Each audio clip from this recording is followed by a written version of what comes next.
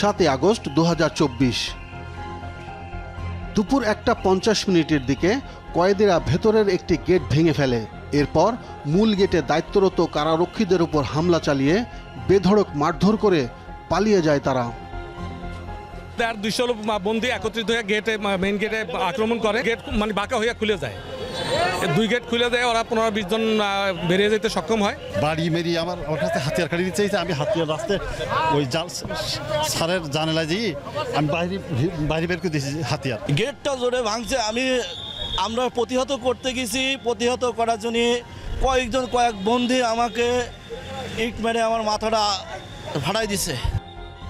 গত 1 বছরে কেউ আত্মসমর্পণ না করলেও গ্রেফতারের মাধ্যমে ফিরিয়ে আনা হয়েছে 89 জনকে। তবে এখনও পলাতক রয়েছেন 16 বন্দী। এর মধ্যে সাজাপ্রাপ্ত আসামি 3 জন। তাদের একজন কুষ্টিয়ার আলোচিত মিলন হত্যা মামলার আসামি সাবেক ছাত্রলীগ নেতা সজীব শেখ। সংখ্যার দিক থেকে দ্বিতীয় সর্বোচ্চ বন্দী পালিয়েছে সীমান্ত ও সুন্দরবন ঘেরা জেলা সাতক্ষীরায়। টিম 360 ডিগ্রির গন্তব্য এবার সাতক্ষীরা জেলা কারাগারে।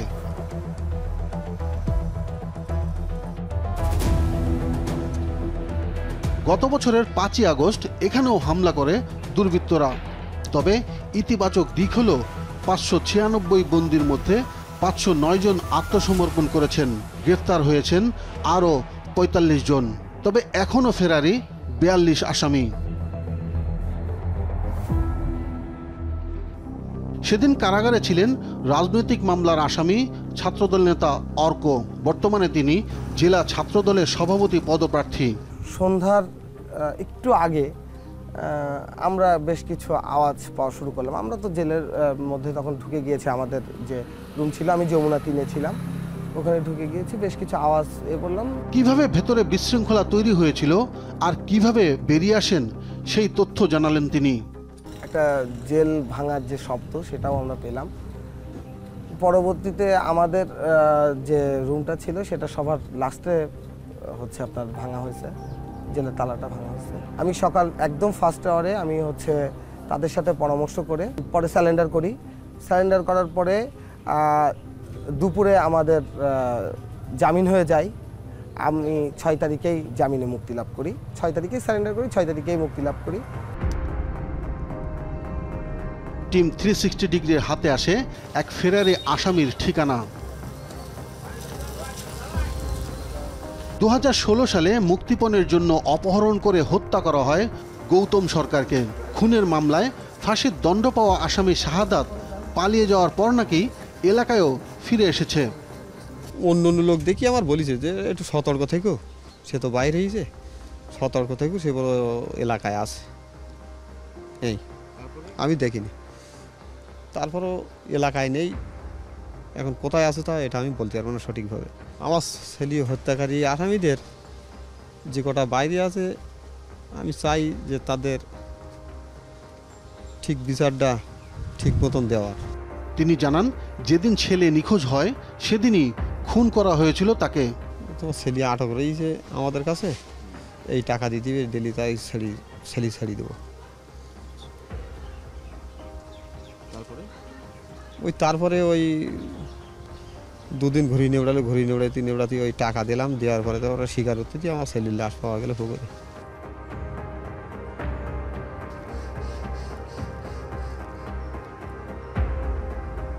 শাহাদাত এলাকায় আসার তথ্য স্বীকার করেছেন তার প্রবাসী ভাইও। বাসায় এসে আপনার সাথে দেখা করছে? বাসায় আসেনি, হাটখোলায় আসছিল। দেখা হয়েছে আপনার সাথে? দেখা হয়েছিল। কি বললো পরে?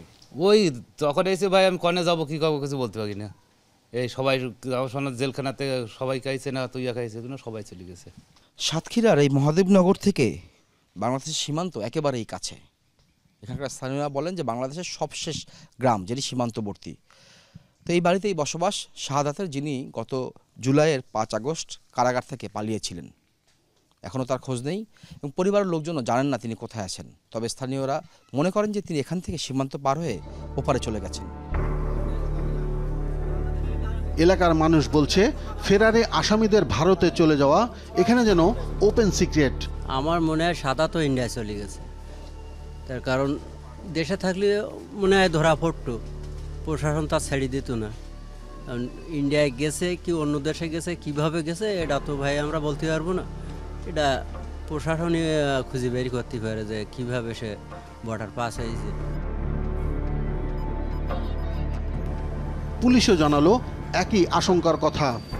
সাজা গ্রেপ্তারি পরোয়ানা তামিল করলে 5 পয়েন্ট, মানে ব্যক্তিগত পারফরমেন্স অফিসারদের, সেই হিসেবে প্রত্যেক অফিসাররা সর্বোচ্চ তৎপর থেকে সাজা ওয়ারেন্ট আসামি গ্রেপ্তারের জন্য, যে কারণে প্রতিনিয়ত তারা বাড়িতে যায়, তারা নিজেরা গ্রেপ্তারের চেষ্টা করে, মোবাইল নাম্বার ট্র্যাকিং করে নিজেরাও করে, অনেক সময় দূরের লোকেশন পাইলে সেনাবাহিনীর হেল্প নেয়, যে কোনোভাবে আর কি।